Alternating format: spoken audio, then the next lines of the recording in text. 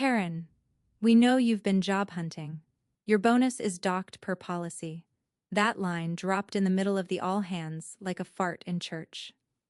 1 second, we were looking at slide decks about Q4 wins. And the next Chad Jr., otherwise known as the CEO's son, new head of HR and full-time confidence in a discount haircut, was reading my name off a list like it was a damn warrant. My video was off, thank God.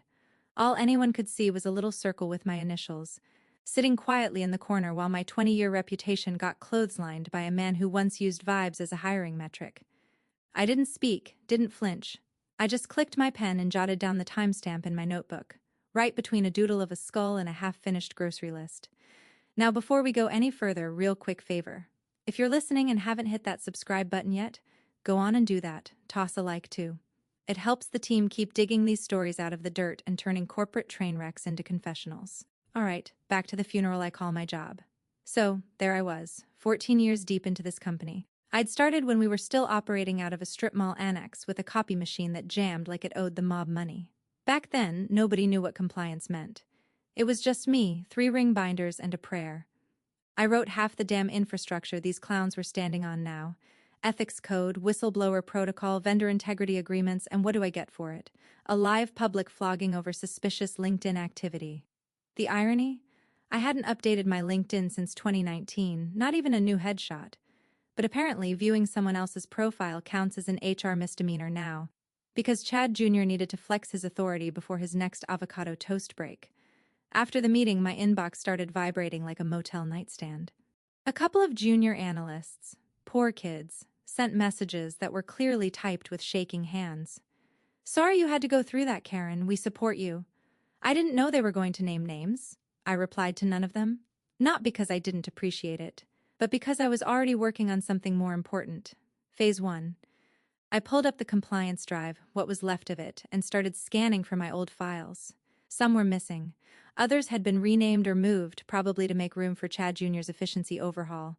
That's what he called it in his memo, written in Comic Sans, no joke. I screenshot that too. The next morning, my access to the performance dashboard was revoked. Just gone. No email, no heads up. One day I was tracking vendor billing metrics, the next I got a 403 error and a shrug from IT. When I asked, they said, "Per new structure, your role is no longer authorized." Same department I built, same dashboards I created. But here's the thing about being in compliance for over a decade. You don't panic, you document. So I started keeping 2 sets of notes, one on my work machine, sanitized and professional, the other on a private notebook at home, which now had its own dedicated shelf in my closet labeled HR Clown Show. I wasn't angry yet. I was something worse. Calm, calculating. Because when a man tries to burn you with a match you gave him, the least you can do is make sure he's standing in a puddle of gasoline. The first real crack came that Thursday during a budget sync. Chad Jr. was grinning like he'd invented capitalism. He introduced new resource reallocation structures, which was code for gutting the compliance team and redistributing headcount to high-growth ops. Translation? His frat buddy's crypto project. The CFO looked skeptical, but didn't argue. Not yet. And me? I just nodded. 12 people used to report to me. By Friday, it was 4. By Monday, 1. And she was a temp. But the funny thing is, every time they erased one of my protocols, they did it wrong. They left breadcrumbs, broken links, mismatched policy versions, edits with no audit trail. It was like watching toddlers tear pages out of a safety manual while the house quietly filled with smoke. So I started saving everything. Email headers, Slack threads, meeting invites where I was removed, but still received the auto-forward. I even kept the updated org chart where my box was grayed out like I died. And at night after work, I'd sit in my kitchen with a glass of boxed Merlot and reread Section 4.3.2 of the Ethics Manual. You know, the one I wrote? The one about retaliation, performance metrics, and the total voiding of executive bonuses when policies are breached in bad faith. Turns out, sometimes the most dangerous thing in a company isn't the loudest person in the room. It's the one who remembers where the paperwork is buried. They didn't fire me outright. That would have required a spine. No, they came for me like moths chewing a sweater. Quiet, stupid, persistent. By Wednesday, my team's budget was temporarily frozen for restructuring. By Friday, 3 of my junior analysts were rotated to agile pods under a manager whose claim to fame was once tweeting a meme about KPIs that went semi-viral in a Lean Six Sigma subreddit. That's where we were now, downsizing by vibe. My shared drive access got patchier than a Midwest thunderstorm. I'd click a folder I built from scratch, 404. Try to reopen a policy doc I'd written, permission denied. When I asked IT, they blamed cloud migration. Must have been a hell of a storm in the cloud, because every one of my files seemed to be migrating straight into the shredder. On Monday, I got a calendar invite for a compliance sync sent by a junior HR rep who used emojis in her subject lines. I clicked accept, only for it to vanish 10 minutes later with no explanation. A day later, I saw screenshots in a Slack channel. My metrics, my team's data, presented by someone else in a meeting I was never told about. The Sun, that smug boiled chicken in a suit, referred to me in those slides as legacy oversight, like I was some glitchy fax machine they hadn't gotten around to unplugging yet. Then came the email, short, plain. From Sarah, my old mentee, one of the few I trusted. I'm so sorry, they told me not to say anything. That one hurt. Sarah was the one I stayed late for, coached through her first audit panic, defended when Chad Jr. wanted to ding her for low visibility. And now she was apologizing from the other side of a silenced NDA. I couldn't blame her. They probably threatened her job with that same wet handshake of passive-aggressive menace they used on me. But that was the moment my pain turned into something else. Something sharper. I opened a private folder on my home laptop. Project Wake Up Call. Inside, I created subfolders. Slack logs, doc access logs, redacted slide decks, vague meeting notes, weird HR memos, and a very special folder simply labeled 4.3.2 me. I took a screenshot. Every time they published an edited policy doc without version history, I downloaded a copy and compared the metadata. Every calendar change, every drive permission tweak, every deleted doc with my initials in the footer. I tracked them all like digital termites. They thought they were ghosting me. I was archiving them. And like every good compliance officer knows, policy only matters when you can prove it was broken. I started logging timestamps of when the Sun's assistant shared confidential HR summaries into public Slack channels. Violations so textbook I could have used them in a training module. Then there was the procurement memo that reused my language but cut out all the sign-off sections. Streamlined approval? My ass. I flagged that under internal control bypass. I even tracked coffee orders. Yes, coffee orders. Chad Jr. had started hosting his stand-ups at a local cafe on the company card. What started as $15 lattes ballooned into $300 tabs with networking incentive written in the memo. Some genius uploaded a receipt with the whole itemized breakdown into the finance Slack. I saved that faster than you can say IRS audit. Meanwhile, HR was busy pretending I didn't exist. They held town halls on ethical transitions without inviting the woman who wrote the damn ethics code. One all-hands had a slide called Modernizing Legacy Systems with my department name crossed out in red. The irony nearly gave me whiplash. Still, I said nothing. I smiled in hallways, nodded on Zooms, waved when waved at. I even thanked Chad Jr. for redefining structural compliance during one of his pontifications. He lit up like a toddler on a trampoline. He actually believed it. The thing about these new age execs is they mistake silence for agreement. They think because you're not kicking and screaming, you've accepted your fate. What they don't realize is that some of us were trained to read fine print like scripture, and some of us wrote it. The real joke. Every policy they'd bent, every shortcut they'd taken, every compliance safeguard they'd dismantled to make themselves look efficient. It was all traceable. I'd made sure of that years ago when I standardized metadata tagging on internal documents. They thought they were deleting my work. They were just triggering breadcrumbs. And as they quietly dismantled everything I built, they forgot one thing. It's not the people who shout who burn your empire down. It's the ones who remember exactly where the bodies are buried. The teacup clinked louder than it should have. Maybe because my hand was shaking. Or maybe because Rebecca always insisted on using bone china, even in a cafe that served avocado toast on roof tiles. She said it made her feel like power still had manners. I said nothing and stirred my Earl Grey like I was trying to summon something from the bottom. She watched me over her glasses, the way she always did when she knew I was lying through my teeth. I'd texted her that morning, T, and she'd replied within seconds. You bringing a laptop or a body? Neither, I said now, forcing a smile.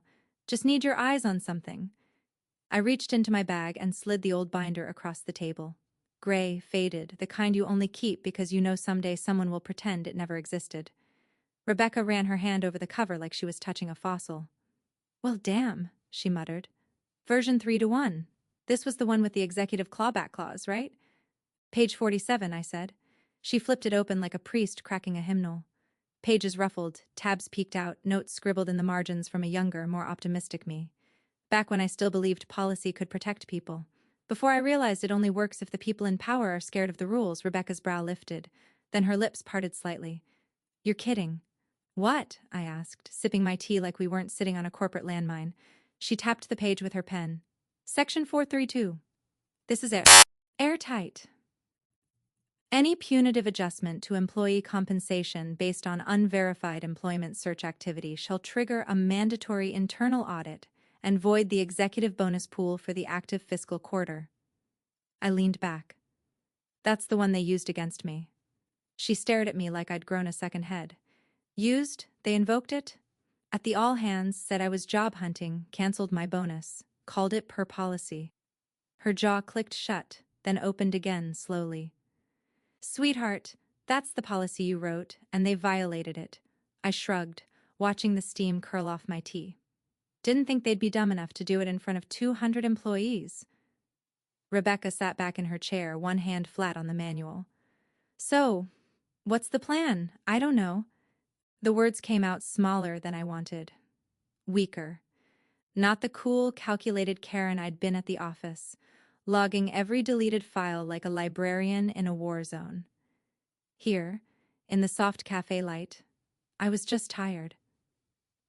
I just wanted to be reminded it was real, I added after a moment. That I wasn't crazy. Rebecca's look softened. You're not. You're just surrounded by idiots with Wi-Fi. She closed the binder gently, like sealing a coffin. This isn't just grounds for HR arbitration. This is policy sabotage. You built their skeleton. They're trying to wear your bones like a costume, and they don't even know how it fits.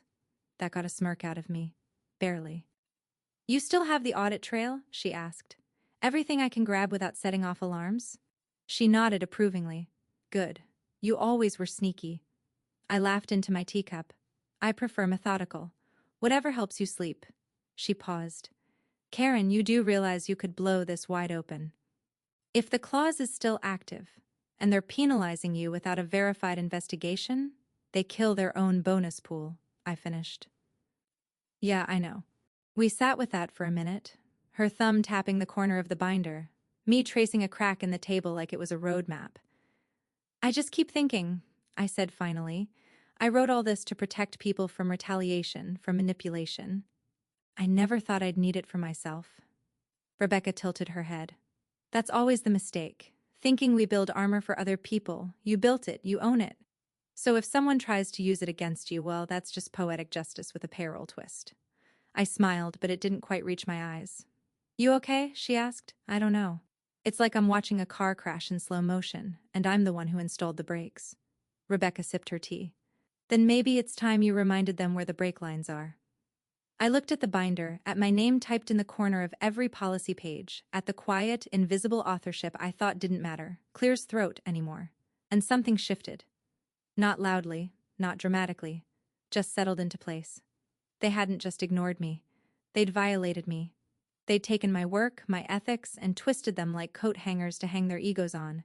And now they were about to find out the difference between legacy and leverage. Rebecca stood and grabbed her coat. Text me if you need me to represent you. I thought this was off the record, I said. She winked.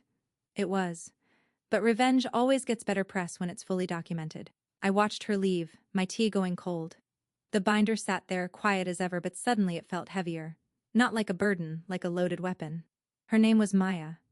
19, maybe 20. Smelled like vanilla body spray and fresh optimism. First week in the office, she wore real slacks and took handwritten notes during onboarding. The kind of intern who still believed in collaboration and career growth. Poor thing.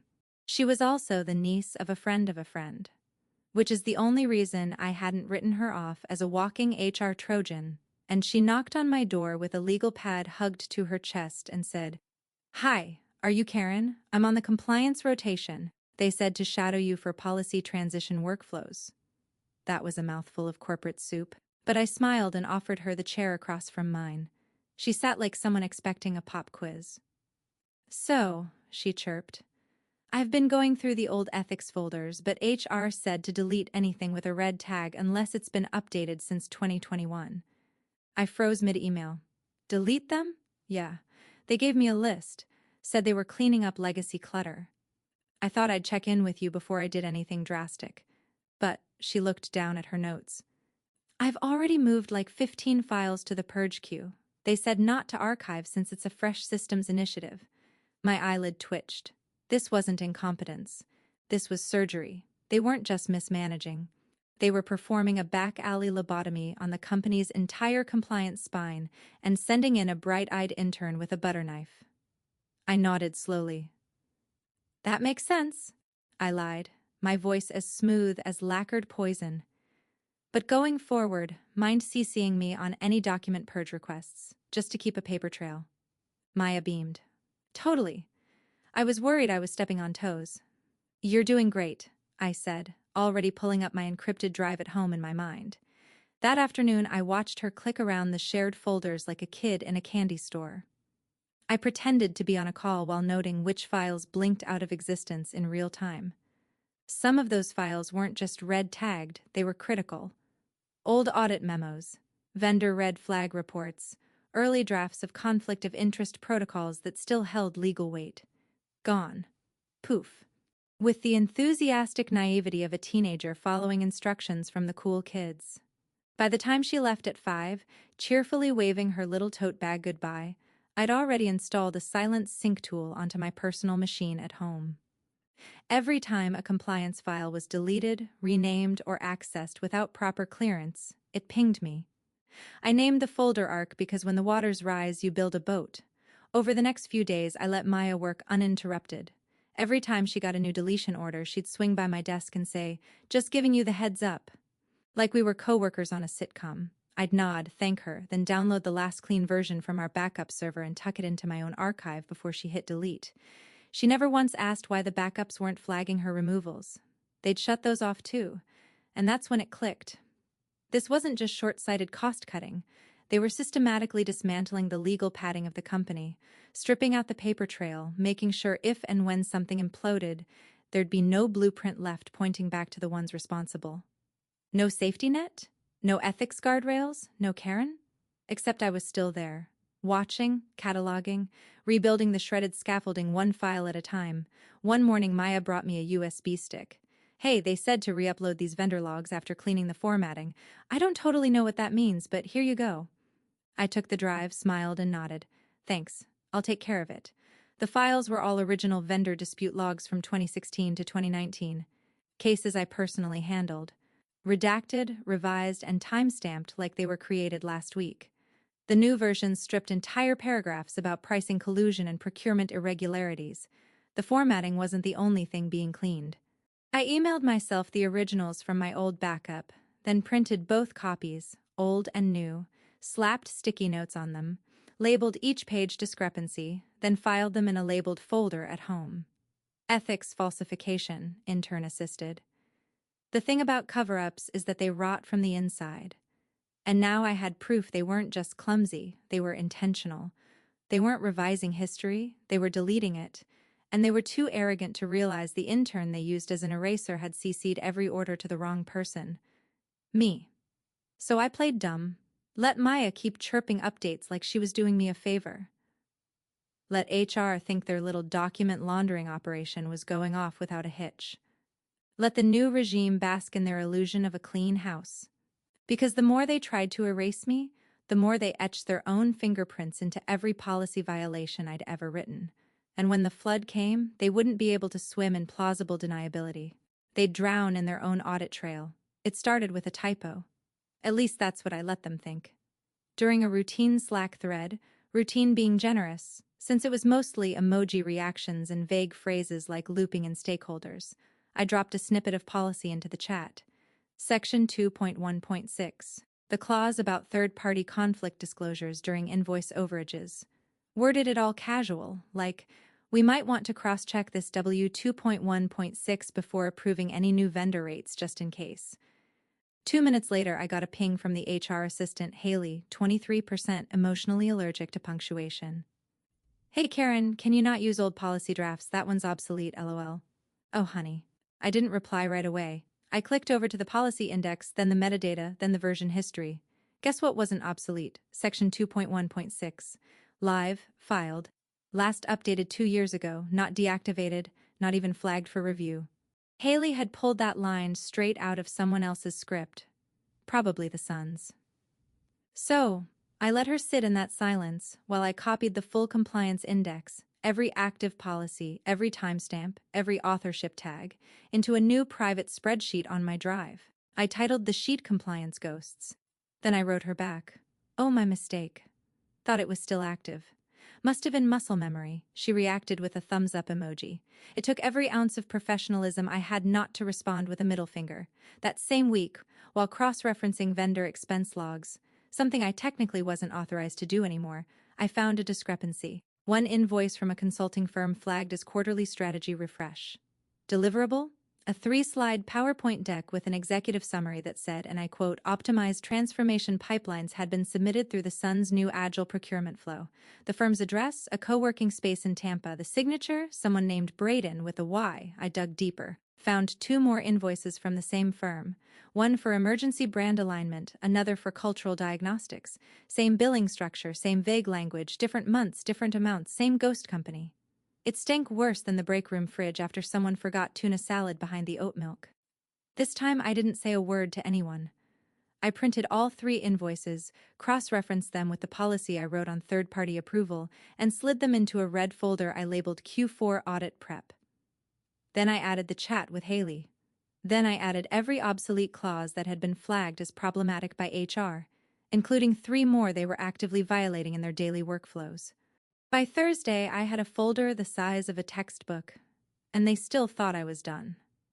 That's the funny thing about stripping someone of authority. If they know where everything is buried, taking away their shovel doesn't help you. It just means you won't see them coming when they dig it all up. I even started sending myself daily summaries at home under boring subject lines like lunch options or Q4 recipe list.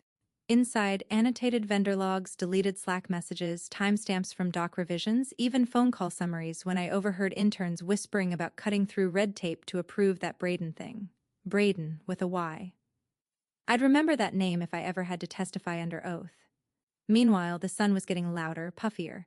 His pep talks turned into half speeches about modern agility and streamlining legacy systems. He liked the word legacy, used it like a sword. What he didn't know was that legacy doesn't mean outdated. It means something that outlives you. Every time he changed something, deleted something, sunsetted a safeguard, he was dancing through a minefield that I had personally engineered for transparency. He just didn't realize the mines still worked. And I didn't even have to reset them, I just had to wait. They had removed the smoke detectors and handed me the lighter. By the end of the week, I added a sticky note to the audit folder. They think I'm gone. Good. I leaned back in my chair, sipping cold coffee while the Sun held another meeting about restructuring compliance to fit a modern lens. He said it with his sleeves rolled up and his chest puffed out. I watched from the back of the room, smiling. They didn't know the woman who wrote the rules was still in the room, and they had no clue that every time they broke one, I wasn't just taking notes, I was building their tombstone out of footnotes and fine print. They gave me a seat at the table that day, but not a voice. One of those long performative budget alignment meetings where the snacks are stale and the air smells like passive aggression and hand sanitizer. 8 executives, 2 department heads, 1 overconfident nepotism hire in a navy blazer he probably called Power Blue, and me, sitting 2 chairs down, carefully invisible. I brought a folder with me, black, unassuming, neatly tabbed. The kind of thing no one looks twice at unless it's opened. Inside, the past year of compliance metrics, vendor logs, redacted internal flags, and a little something extra labeled unauthorized discretionary adjustments, Q3. About halfway through the meeting, just after the IT lead finished a breathless rant about scaling cloud agility, the CFO leaned back in his chair and tapped his pen against his notepad. Quick question, he said, not looking at anyone in particular. Why have our compliance adherence metrics dipped by 17% quarter over quarter? The room shifted quietly, the way it does when someone drops a real question into a pile of rehearsed fluff. The Sun, Chad Jr., still riding the sugar high of his earlier talent reinvigoration slide, cleared his throat. Well, he started, we've been moving away from outdated legacy frameworks. Karen's still adapting to our new priorities, but we're confident we'll realign by next quarter. I tilted my head slightly, like a house cat about to swat a goldfish off the counter. Actually, I said, voice calm as chamomile, I brought some materials that might help clarify. I reached into my bag and pulled out the folder. No drama, no grandstanding, just the quiet slide of truth across a polished oak table. Here are the original compliance metrics, I said, flipping to the first tab. Filed quarterly, documented by department. You'll see the tracking was consistent through second quarter. Then, starting in third quarter, discrepancies begin, mainly due to unsanctioned changes in vendor onboarding and revised reporting flows under the new structure. The Sun scoffed. Karen, let's not get tangled in the weeds. I didn't even look at him.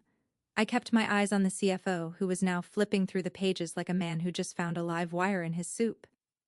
If you want to compare current vendor logs to last year's, you'll find them tabbed in red, I added.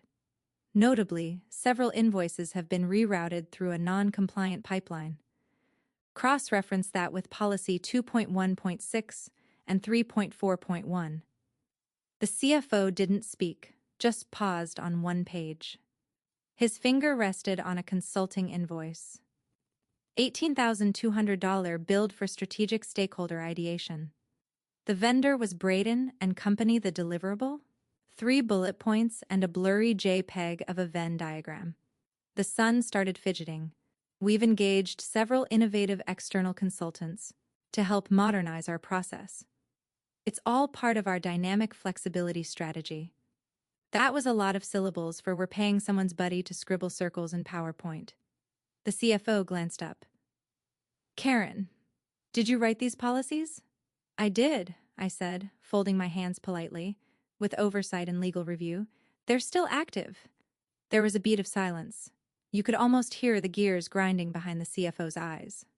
Thanks, Karen, he said at last. I will take a look. He didn't say anything else, but his next page turn was noticeably slower, intentional. His eyes didn't flick back to the Sun. They flicked back to the invoices. That's all I needed. Because here's the thing. When you're sitting in a room full of noise, the sharpest tool is silence wrapped around facts. I didn't raise my voice, didn't roll my eyes, didn't even correct the Sun when he mispronounced fiduciary like it was a cocktail. I just gave the CFO a mirror. Let him look into it on his own time. After the meeting, the Sun brushed past me without a word. Haley, his assistant, offered me a half-hearted smile that died before it reached her eyes. And the CFO. He left holding the folder. That folder would ruin someone, but not yet. See, I wasn't interested in a dramatic takedown in the conference room. I wasn't looking for applause or gasps. I was planting seeds, and now someone else had started to water them. They'd spent weeks painting me as a relic, a slow, outdated bureaucrat clinging to irrelevant policies. But in that room, for the first time, someone saw what I'd really become. A mirror. And they didn't like what they saw in it. The beauty of policy is that it doesn't scream, it waits, it records, it reflects. And when the light finally hits it right, even the cockroaches can't pretend they don't exist. Let them squirm. I had more folders to build. The quarterly board packet dropped at 8:13 a.m. on a Wednesday like a stale donut on a glass table. Dense, too sweet, and destined to be ignored by everyone who mattered. 92 pages of padded performance charts, inflated projections, and enough buzzwords to give a thesaurus a hernia.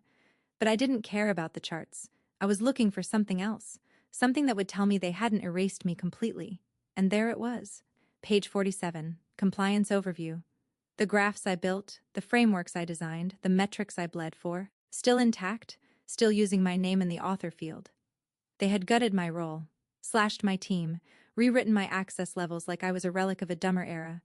But they still needed my math, my structure, my policies. They'd kept the bones of my work and tried to paint over the name etched into the spine. It felt like standing in front of a museum exhibit labeled Anonymous Artist while holding the original sketch in your back pocket. But that's the thing about trying to erase the author. You forget she might still have the keys to the archive. I paged through the PDF with cold precision, noting every metric that had been kept, every field unchanged. I found 3 old audit samples with my initials in the header. Not one of them flagged, not one of them edited. Sloppy, really. They were trying to remove me without realizing I'd built the duct tape holding this whole sideshow together. Then I opened the board's shared folder, the one reserved for materials the external auditor would review before the meeting. And I uploaded one last document. It was plain, 10 pages, properly formatted, titled Compliance Clause 4.3.2 Policy Violation Trigger Examples. Inside, it included timestamp screenshots from the all-hands meeting where I was accused of job hunting. Slack messages where HR joked about cleaning the deck by skipping formal investigations. Email headers marked urgent that authorized bonus adjustments without a single compliance sign-off. And at the bottom of every page, in small print, a clause I had memorized in my bones. Any performance-based bonus decision made as retaliation for unverified job-seeking activity shall render the entire bonus pool void and trigger full internal audit review. Policy. Not threat. Not opinion. Policy. I flagged the file specifically for the external auditor, not the board. They wouldn't read it, they never did. Half of them only attended these meetings for the catered lunch and an excuse to wear a blazer. But the auditor? He was different. He was the kind of man who once caught a $6,000 discrepancy in a client's travel reimbursement and filed a 17-page report about it. He'd read it. All of it. I sat back in my chair and stared at the screen. A deep, slow breath left my chest like I'd been holding it for weeks. Because now it was out of my hands. This wasn't a revenge story with fireworks and screaming matches. It was a chess match. And I'd just moved my queen into place. They still didn't know what was coming. The son was busy prepping for the meeting like it was a high school debate final. Probably practicing hand gestures in the mirror, trying to look like he understood half the acronyms in the deck. I imagined him smoothing his thrift store Armani knockoff blazer, practicing lines like "We've optimized the legacy systems with a future-forward lens," or some other TikTok MBA nonsense. He thought he'd won. That I was boxed in, outdated, obsolete. But while he'd been busy performing leadership, I'd been documenting leadership failure. And now, with one flagged document sitting quietly in a folder he'd never bothered to open, his entire bonus pool was floating in gasoline. All it would take was one spark. No press release, no email bomb. Just quiet exposure in a boardroom full of people who understood one thing better than loyalty: liability. As the day rolled forward, I went about my work like nothing had changed. Answered emails. Approved minor vendor requests, helped Maya draft a risk checklist she'd never be allowed to implement. And every so often, I'd glance at the shared folder, waiting for the auditor's initials to appear next to my document. At 3:27 p.m. they did. He downloaded it. No comment, no follow-up, just a small icon change, a match striking stone in the dark. That's the thing about policy. It doesn't need to shout, it just needs to exist in the right hands at the right time, and I just passed the torch. The boardroom was colder than usual. Probably the air conditioning, probably the tension, probably my own pulse slowing to a crawl as the moment I'd been building toward began to unfold like a loaded script nobody else knew they were in. I sat near the back, as always. Not out of shame, out of strategy. From the back, you see the whole stage. You hear the whispers before they turn into questions. You watch the looks pass between executives who realize they've stepped into a landmine field wearing stilettos. The son sat up front, all puffed posture and pre-game smirk. He had his blazer buttoned too tight and his notes stacked on the table like trophies. He was living his fantasy. Head of HR, key player, trusted voice in front of the board. He even leaned over to whisper something to Haley, who nodded like a loyal poodle. I imagined it was something like, "Nail this, and they'll never question the restructure." Or maybe, "Remember to mention the diversity dashboard." The CEO sat beside him, looking worn but attentive. Unlike his son, he understood that board meetings weren't about noise. They were about not becoming the headline in next quarter's investor call. The external auditor sat with a copy of the packet, glasses perched low, voice steady as ever. He worked his way through the departments, flipping pages, issuing brief observations. IT compliance improved. Procurement flagged for late submissions. Finance within thresholds. Each summary landed like a thud, another brick in a wall of predictable monotony. Then he reached Section 4, Compliance, my section. He cleared his throat. Now, on to internal ethics metrics. Specifically, Paul did my hands in my lap. Scanned the page, then stopped. He blinked, let out a quiet chuckle, flipped to the next page, paused, then he laughed. Not a polite laugh, not a boardroom chuckle, a real caught-off-guard laugh, the kind that silences a room not because it's funny, but because it's wrong. Oh no, he said, tapping the page. This is wow. All heads turned toward him. The son's smile faltered. Haley froze mid-type. The CEO sat forward just an inch. The auditor slid a single printed sheet across the table. Crisp, intentional, highlighted in yellow. This, the auditor said, is quite possibly the most ironically violated clause I've reviewed this year. The CEO took the sheet. His brow furrowed as he read the top line, then the next, then the fine print at the bottom. He looked up. Who wrote this? No one spoke. So I did. 7 years ago. The room went quiet the way only power can silence a space, suddenly and absolutely. The CEO looked back down at the document. The room's collective attention followed like a tide. Clause 432, printed in simple black text.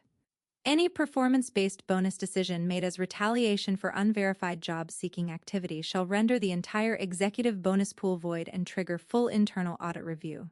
The sun paled. Not gradually, not gracefully. It was like someone had drained the blood from his face with a straw. He leaned forward, mouth half open, clearly preparing to spin. That's not, but the CFO interrupted, voice like a hammer on glass. It's dated, filed, and active, and she's still listed as the policy's original author of record. The board chair raised an eyebrow. The CEO didn't say anything. He didn't have to. His eyes said everything. Oh my God, she wrote this. I sat still, letting the weight of the moment sink into the pores of every person in the room. Not smug, not showy, just grounded. I watched them squirm, not with glee, though there was some of that buried deep, but with satisfaction. Like watching a slow leak finally become a burst pipe in a house you warned them to fix years ago. The son opened his mouth again, closed it. No one looked at him. The auditor flipped to the next page. I've attached examples of current violations, time-stamped, backed by message logs and document metadata. Unless rescinded with board consensus, the clause activates a full compliance audit and freezes executive bonuses pending outcome.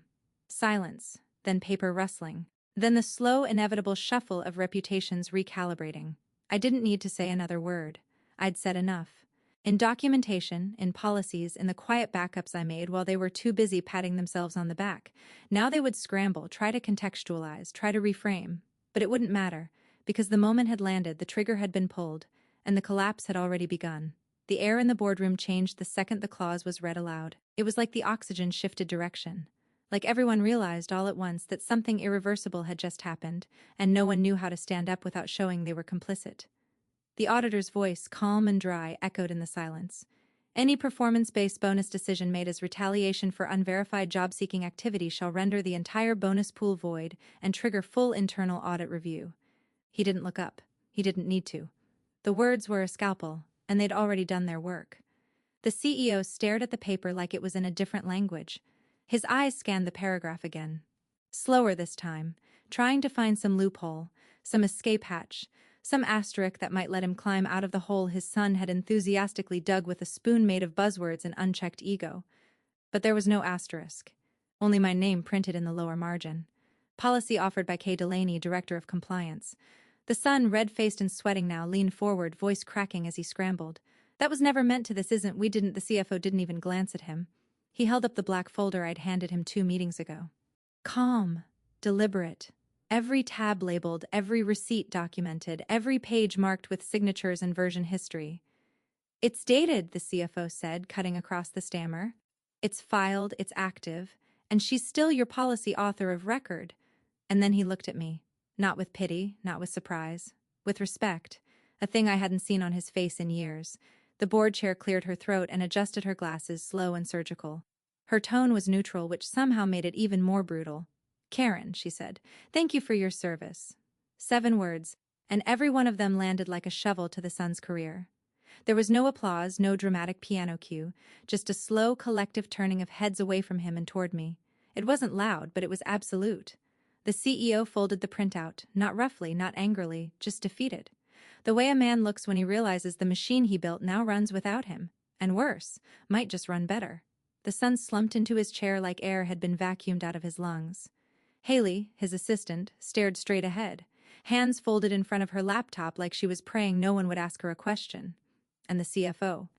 He slipped my folder into his briefcase like it was evidence in a sealed indictment. The auditor scribbled something in his notes, then without looking up said, per clause 43.2, this triggers immediate audit proceedings for executive compensation decisions made Q3 through current. He paused, flipping one more page, then added almost as an afterthought, that includes personal discretionary bonuses awarded by department heads without compliance sign-off. Those are listed on page 6. The son didn't speak again. He didn't need to, because suddenly it wasn't about Karen anymore. It was about every decision he'd made with that smirk on his face. Every backroom deal, every intern silenced, every cut corner signed with a wink. Now it all lived under audit review, his favorite word turned against him. And me? I didn't cry, didn't grin, didn't even adjust my seat.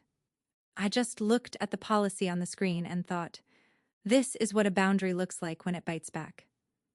14 years of being quiet, of being sidelined, of being labeled legacy, of building the entire ethical backbone of a company only to be told I was too cautious, too procedural, too slow for modern leadership. And now the people who erased me were standing in a room built on my rules and discovering, too late, that I never left. I didn't raise my voice. I didn't throw a fit. I just wrote everything down. They came at me with slogans and flair. I answered with a clause, a boring, forgotten clause tucked into a manual they never bothered to read, and it burned their bonus pool to ash.